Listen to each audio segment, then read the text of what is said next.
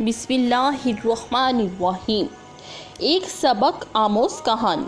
सुल्तान महमूद गजनवी के पास एक शख्स एक चकोर लाया जिसका एक पाँव नहीं था।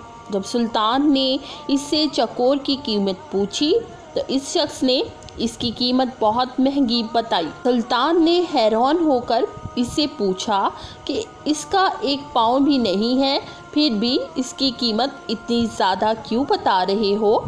तो वो शख्स बोला कि जब मैं चकोरों का शिकार करने जाता हूँ तो ये चकोर भी शिकार पर साथ ले जाता हूँ।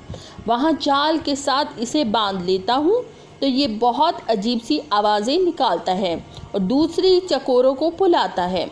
इसकी आवाज़ें सुनकर बहुत से चकोर आ जाते हैं और मैं इन्हें पकड़ लेता हूँ। सुल्तान महमूद गजनवी ने इस चकोर की कीमत इस शख्स को देकर चकोर को ज़िबा कर दिया।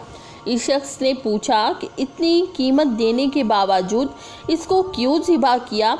सुल्तान ने इस पर तारीख़ी अल्फाज कहे, जो दूसरों की दलाली के लिए अपनों से गद्दारी करे, इसी का यही अंजाम होना चाहिए। जी तो नाज़रीन, मैं उम्मीद करती हूँ कि मेरी आज की ये सबक आमोज़ कहानी आपको बहुत पसंद आई होगी। इसी के साथ दें मुझे इजाज़त। अल्लाह ताला आपका हामी नासिर हो। अस्सलामु अलैकुम व रहमतुल्लाहि व बरकातुहू।